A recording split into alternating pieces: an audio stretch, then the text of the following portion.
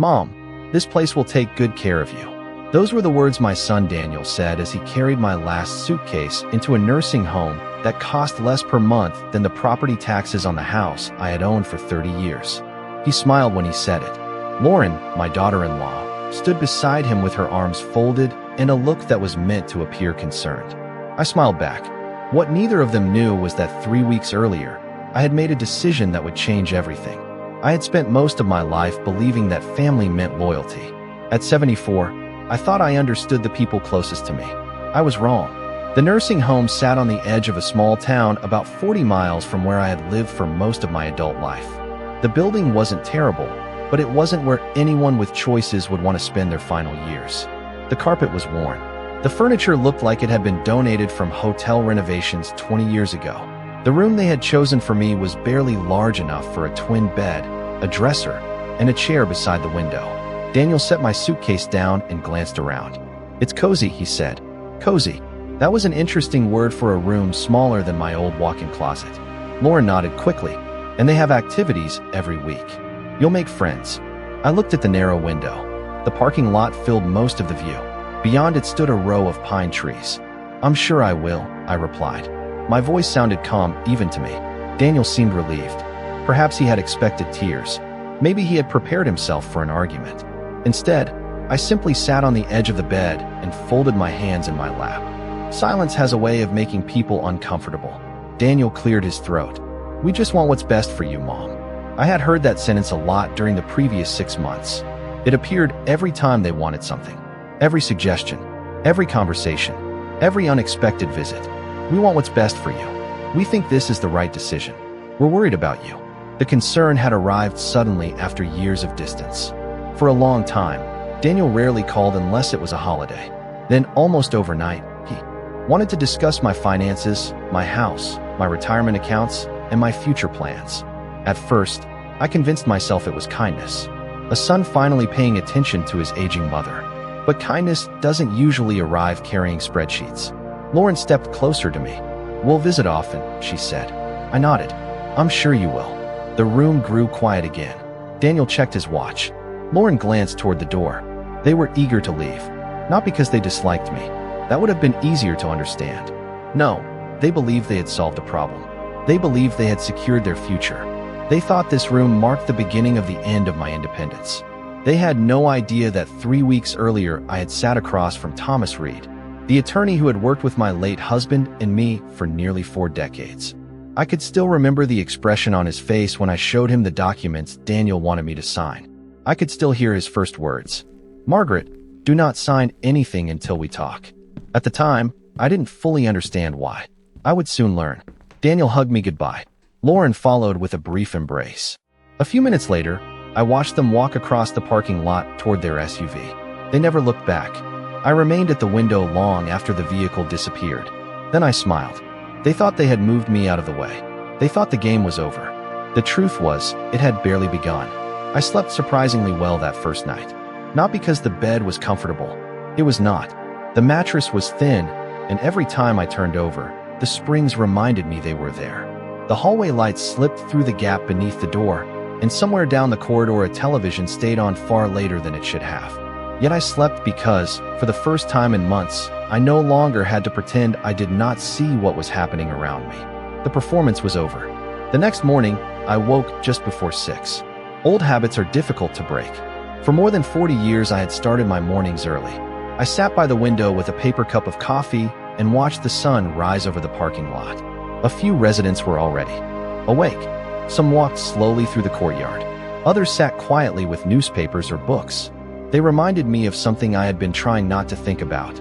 Most people here had not planned to end up here. Life had simply carried them in directions they never expected. Around 8 o'clock, my phone rang. "Daniel." I looked at the screen for several seconds before answering. His voice sounded cheerful. Too cheerful. "Just checking in, Mom. How is everything?" I smiled to myself. He had not called that often when I lived 20 minutes away. Now he wanted updates.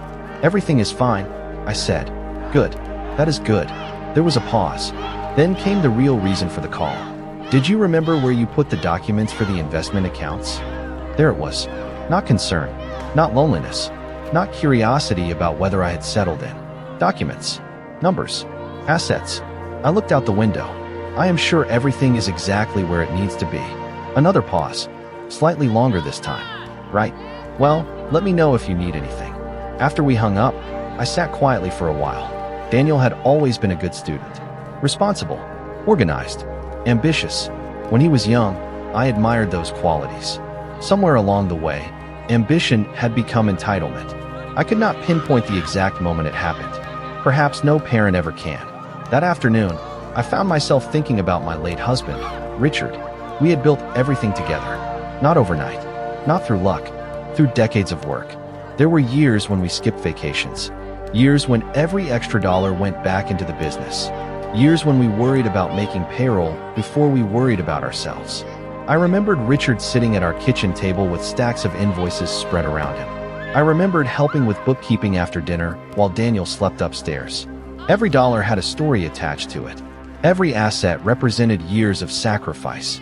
That was why the conversation with Thomas Reed 3 weeks earlier had unsettled me so deeply. The moment he reviewed the paperwork Lauren had presented, his expression changed. He removed his glasses and leaned back in his chair. "Margaret," he said carefully, "have they been pressuring you to simplify your estate?" At the time, I answered yes without much thought. Looking back, that single question was the first crack in the entire illusion. Thomas did not say much else that day. Not immediately, but before I left his office, he asked me to return the following morning. He wanted time to review everything. As I sat in the nursing home courtyard watching leaves drift across the sidewalk, I remembered the seriousness in his voice. I remembered the folder he kept beside him. Most of all, I remembered the sentence he spoke before I walked out the door. "I think there is more going on here than you realize." I returned to my room that evening carrying more questions than answers. Thomas had not explained everything during that first meeting, but his reaction to those documents had stayed with me. The concern in his eyes was genuine, and that alone was enough to make me uneasy. The following morning, 3 weeks before I moved into the nursing home, I arrived at his office 10 minutes early. Thomas had always been punctual. When I entered the conference room, several folders were already spread across the table. He greeted me warmly, but there was a seriousness beneath his usual calm manner. I sat down and immediately noticed that the documents Lauren had brought to my house were clipped together with several pages of notes. Thomas folded his hands and looked directly at me. "Margaret, before we discuss anything else, I want to ask you a simple question. Why do you think your son and daughter-in-law want you to sign these papers?" I gave the answer any mother would give. I said they were probably trying to help. Thomas nodded slowly. Then he opened one of the folders. "That may be what they told you, but these documents do much more than simplify your affairs." For the next hour, he walked me through every page, every signature line, every clause hidden beneath language that appeared harmless at first glance. I listened carefully. The more he explained, the colder I felt. None of the papers transferred ownership immediately. That was what made them clever. Instead, they gradually shifted authority, control, decision-making power, the ability to act on my behalf. Separately, each document seemed reasonable. Together, they created something very different. By the end of the meeting, I understood one thing clearly. If I signed everything they wanted, my financial independence would slowly disappear. I stared at the papers in silence. Thomas allowed the room to remain quiet. Finally, I asked the question I had been avoiding. "Do you think this was intentional?" He chose his words carefully. "I think someone spent a great deal of time preparing a plan that benefits them more than it benefits you." That answer stayed with me long after I left his office. Driving home, I replayed dozens of conversations from the previous year. Lauren asking whether I still needed such a large house. Daniel offering to help organize my accounts. Their sudden interest in estate planning. Their repeated suggestions that managing everything alone was becoming difficult. At the time, each conversation seemed harmless. Looking back, the pattern became impossible to ignore. The pieces fit together too neatly. That evening, I sat at my kitchen table and opened an old photo album. One picture showed Daniel at age 10 standing beside his father at a company picnic. Another showed him graduating from college. In every photo, I saw the boy I had raised. The boy who used to leave handwritten birthday cards on my nightstand. The boy who once told me he would always take care of me. I wanted to believe that boy was still there somewhere. But photographs cannot answer difficult questions. They only preserve easier times. My phone rang shortly after sunset. "Lauren," Her voice sounded cheerful. She asked whether I had reviewed the paperwork. I told her I was still considering everything. There was a brief pause before she replied, "We just want to make things easier for you." Easier. That word again. After the call ended, I sat quietly for several minutes. Then I picked up the business card Thomas had given me that morning. On the back, he had written a short note in blue ink. For words, "Protect yourself before signing." I had a feeling that advice was about to become far more important than either Daniel or Lauren realized. The next few days changed the way I looked at my family. Once doubt enters your mind, ordinary moments begin to look different. Small comments become clues. Casual questions feel more deliberate. I started paying attention in a way I never had before. Daniel called almost every day. On the surface, the conversations sounded thoughtful. He asked whether I was eating well. He asked whether I needed help around the house. He asked whether I had considered downsizing. But every discussion somehow returned to the same subjects. My property, my investments, my plans for the future. One afternoon, he stopped by unexpectedly. Lauren came with him carrying a bakery box and a bright smile. We sat in the kitchen drinking coffee while she complimented the house. She talked about the neighborhood, the schools nearby, the increasing property values. Then she glanced around the room and said something that stayed with me. "It is amazing how much equity can be trapped inside a home." The sentence floated through the air as if it meant nothing. Yet neither of them spoke another word for several seconds. They simply watched me, waiting, measuring my reaction. I smiled and changed the subject. The disappointment on Lauren's face lasted only a moment, but I noticed it. After they left, I walked through the house alone. Every room carried memories. The dining room where Richard and I hosted Thanksgiving dinners. The den where Daniel used to build model airplanes on rainy afternoons. The back porch where Richard drank coffee every morning before work. This house was never just an asset on a balance sheet. It was the story of our lives. Later that week, I met Thomas again. He had spent additional time reviewing my estate documents, business records, and investment accounts. As usual, he spoke calmly. He never exaggerated. That was one reason I trusted him. When he believed something deserved attention, I listened. He opened a folder and slid several pages across the desk. "Margaret, I want you to understand something important," he said. "Protecting assets is not about hiding them. It is about making sure they remain under the control of the person who earned them." I nodded. He continued explaining various legal structures available to people in my situation. Trusts, holding companies, limited liability companies. Each offered different advantages. Some focused on management, others focused on liability protection. The conversation lasted nearly 2 hours. By the time it ended, I understood far more than I had expected. Most importantly, I realized I still had options. Real options. I was not trapped. I was not dependent. I was not obligated to surrender control simply because someone wanted access to what Richard and I had built. That realization felt surprisingly powerful. On my drive home, I felt lighter than I had in months. Yet the strongest confirmation arrived later that evening. Lauren called shortly after dinner. Her voice sounded unusually eager. She wanted to know whether I had signed the paperwork yet. Not whether I was doing well. Not whether I needed anything. Just whether I had signed. I looked out the kitchen window toward the backyard Richard loved so much. Then I answered honestly, "No, Lauren, I have not signed anything." The silence that followed lasted only a few seconds, but it was long enough to tell me everything I needed to know. After that conversation, I stopped wondering whether my suspicions were justified. I still did not know exactly what Daniel and Lauren expected to gain, but I knew they were pursuing something. People reveal themselves when they become impatient. The following week, Thomas called and asked whether I could come by his office again. His tone was calm, but there was a note of confidence I had not heard before. When I arrived, he greeted me with a firm handshake and a stack of documents neatly arranged on the conference table.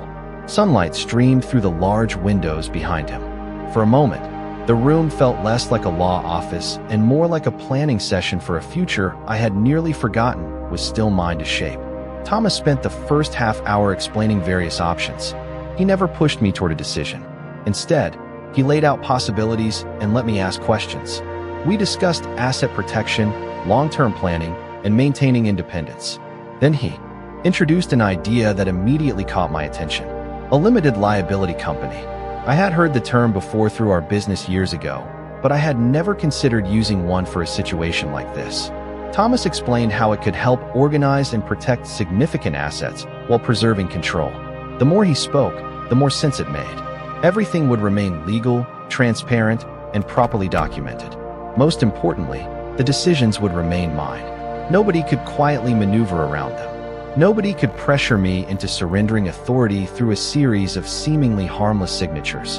I listened carefully, occasionally taking notes. By the end of the meeting, I felt something I had not felt in months. Relief. Not because a problem had disappeared, but because I finally had a strategy. Over the next several days, we worked methodically. Paperwork was prepared. Records were reviewed. Financial accounts were examined in detail. Every step followed proper procedures. There was nothing secretive about it. The only thing unusual was that I chose not to discuss any of it with Daniel or Lauren. I wanted clarity before conversation. I wanted protection before explanation. One afternoon, after signing the final documents, I walked out of Thomas's office and sat in my car for several minutes. The late summer air was warm. Traffic moved steadily along the street. People hurried between appointments, coffee shops, and office buildings. Life continued as normal. Yet for me, something significant had changed. A substantial portion of the assets Richard and I had spent decades building now sat inside a structure designed to protect them. The decision felt less like hiding wealth and more like locking the front door before leaving home. Responsible, practical, necessary. A few days later, Daniel invited me to dinner. Lauren was unusually cheerful that evening. She asked questions about my future plans, whether I had considered selling the house, whether maintaining such a large property was becoming difficult, whether I had thought about simplifying things. I answered politely without revealing anything. The conversation felt strangely one-sided. They kept searching for information. I kept providing very little. By the time dessert arrived, I noticed Lauren exchanging brief glances with Daniel. Tiny signals, shared expectations, silent assumptions. They believed events were moving in a direction they could predict. They believed they understood my situation completely. Sitting there across from them, I stirred my coffee and listened. The truth was almost amusing. While they were making plans based on what they thought would happen next, the most important decision had already been made, and neither of them had the slightest idea. The pressure increased gradually after that. Not enough to alarm an outsider, but enough for me to notice. Looking back, I think Daniel and Lauren believed patience would accomplish what persuasion had not. If they continued repeating the same suggestions, eventually I would agree. Eventually, I would become tired. Eventually, I would hand over decisions that had belonged to me for decades. Instead, the opposite happened. The more they pushed, the more clearly I saw what was taking place. About 2 months before I moved into the nursing home, Daniel arrived at my house carrying a folder. He sat across from me at the kitchen table where Richard and I had shared thousands of meals. The folder remained closed between us like an unspoken message. "Mom," he said carefully, "have you thought any more about simplifying things?" I smiled. "I have simplified quite a few things lately." That answer seemed to encourage him. He slid the folder forward. "The house is probably becoming too much work. You could sell it and move somewhere with more support." More support. Another familiar phrase. I looked around the kitchen. The room was spotless. The lawn outside had been trimmed the previous weekend. The house required maintenance, certainly, but it was hardly falling apart. "I am managing just fine," I replied. Daniel nodded, though disappointment briefly crossed his face. He opened the folder anyway. Inside were brochures for retirement communities and assisted living facilities. Some looked pleasant. Others looked clinical and impersonal. I flipped through them politely. Then I closed the folder and handed it back. "Thank you for thinking of me." His shoulders tightened slightly. The conversation ended soon afterward. Over the next several weeks, Lauren became more direct. During phone calls, she began mentioning how stressful homeownership could be for someone my age. She discussed market conditions, property values, maintenance expenses, insurance costs. Every conversation seemed carefully designed to arrive at the same destination. Leave the house. Give up control. Let someone else handle everything. Through it all, I remained calm. I never argued. I never accused them of anything. I simply listened. Meanwhile, Thomas and I continued reviewing my long-term plans. The LLC had already been established. The transfers had been completed properly. Records were organized. Protections were in place. Every time we met, I felt more secure. Not because I wanted conflict, but because I wanted certainty. Then came the conversation that finally removed any remaining doubt. Daniel invited me to lunch at a restaurant near his office. For most of the meal, he spoke about work. Then he leaned forward and lowered his voice. "Mom, Lauren and I have been talking. We think it might be time to consider a nursing home." The words hung in the air between us. Not assisted living, not independent senior housing. A nursing home. I stirred my iced tea slowly and asked a simple question. "Why?" Daniel hesitated. "Just to make sure you were taken care of." I studied his face. He avoided eye contact for a moment before glancing toward the window. It was a small detail, but details matter. Honest answers usually arrive quickly. Prepared answers often arrive after a pause. I nodded as though I were considering the idea seriously. Inside, however, something had changed. The discussion was no longer about helping me. It was about positioning me, moving me, managing me. Daniel believed he was planning my future. What he did not understand was that my future had already been secured long before he started making plans for it. The day they moved me out of my house arrived on a bright Tuesday morning. The sky was clear, and the weather forecast promised 72 degrees. It was the kind of day Richard would have enjoyed sitting on the back porch with a cup of coffee. Instead, I stood in the front hallway looking at the home we had built together over 3 decades. Daniel carried boxes to his vehicle, while Lauren moved through the rooms checking lists on her phone. Both of them seemed unusually energetic. There was excitement in the air, although nobody said it aloud. I noticed the way Lauren smiled when she thought I was not looking. I noticed how quickly Daniel answered questions about logistics, paperwork, and timelines. Everything had been arranged with remarkable efficiency. That alone told me plenty. People move slowly when they are uncertain. They move quickly when they believe they are approaching a goal. Around noon, Daniel walked into the living room and sat beside me. "Mom, this is the best solution," he said. "You will not have to worry about anything anymore." I nodded politely. "That sounds convenient." He smiled, apparently interpreting my calmness as agreement. The truth was simpler. I had stopped trying to convince anyone of anything. Some lessons cannot be taught through arguments. They must be learned through consequences. Before leaving, I took one final walk through the house. I paused in the kitchen where Richard and I had planned our future. I touched the banister he installed himself during a renovation nearly 20 years earlier. I stood for a moment beside the window overlooking the backyard. Surprisingly, I did not feel sadness.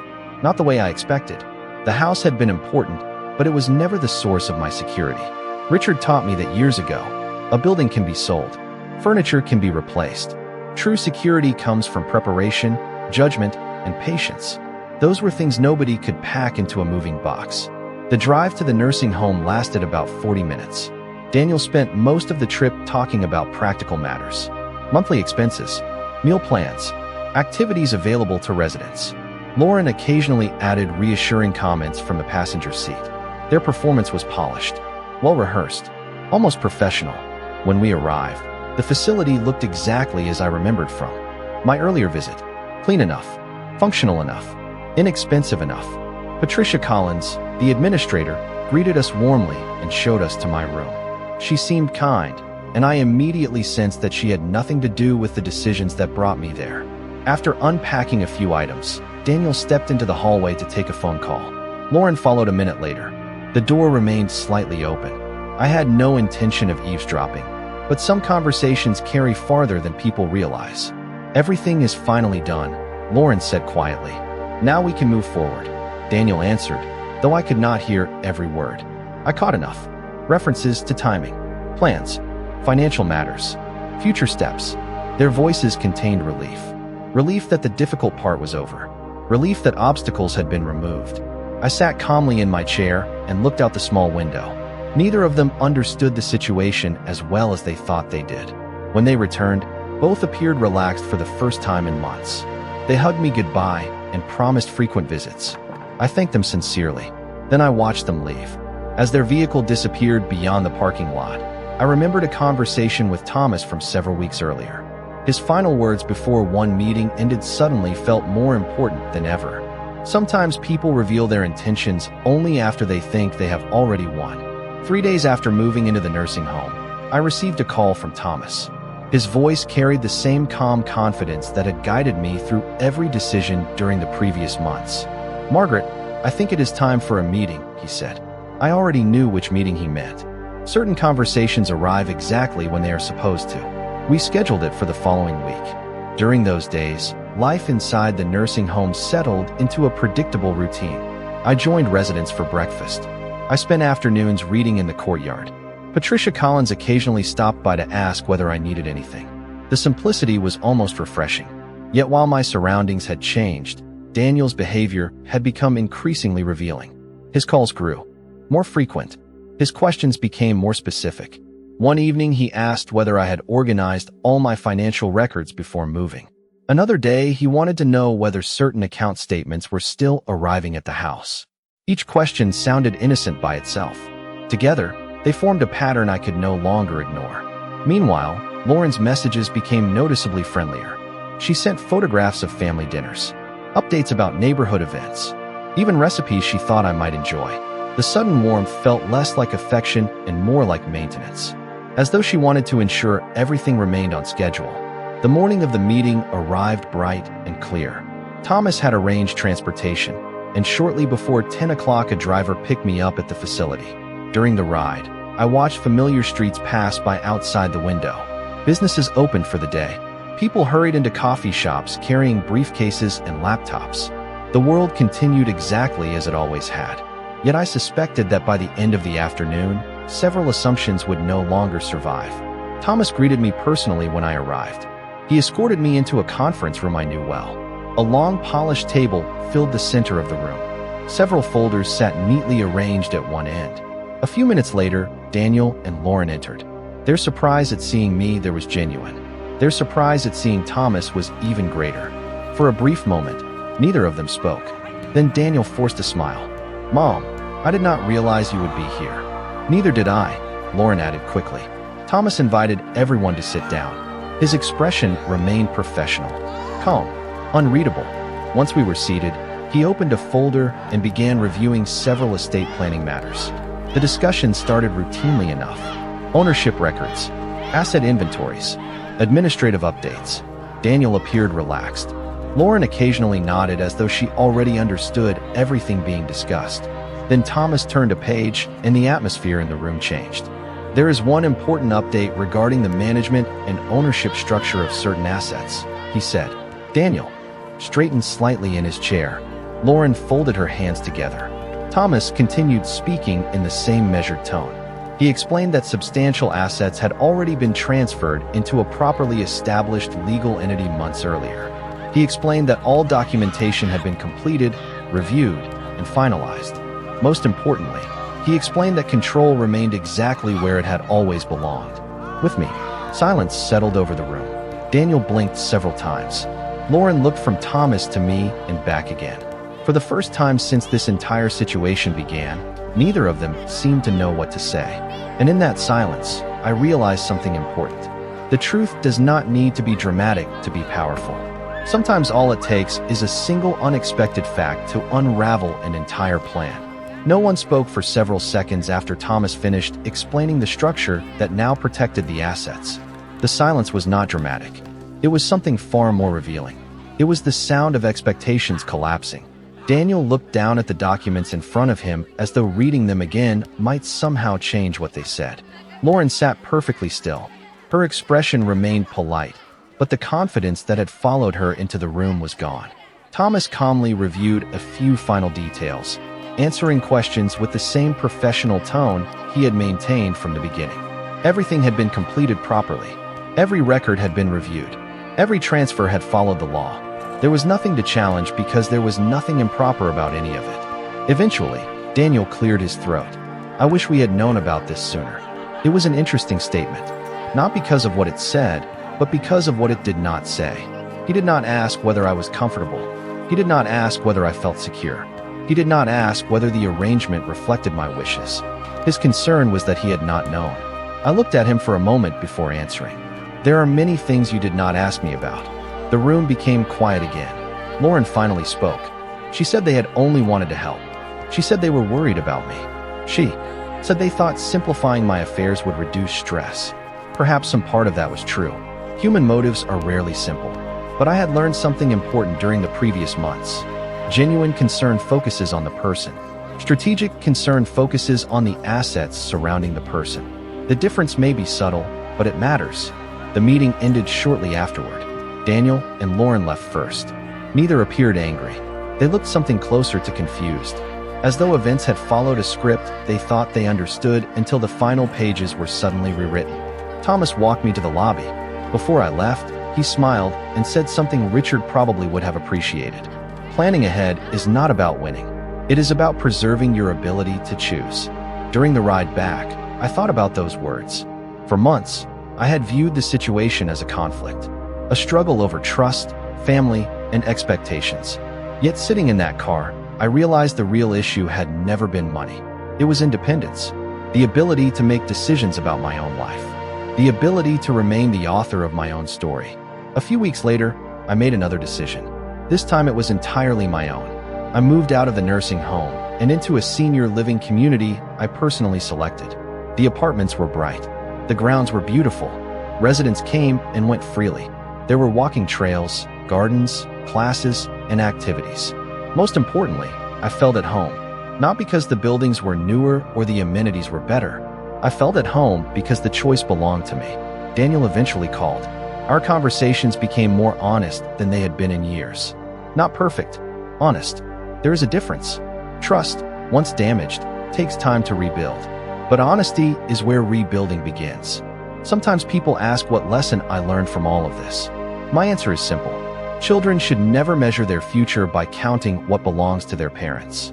And parents should never assume that love alone is a substitute for preparation. Richard and I spent a lifetime building something valuable. In the end, the most valuable thing we protected was not our money. It was our right to decide what happened to it.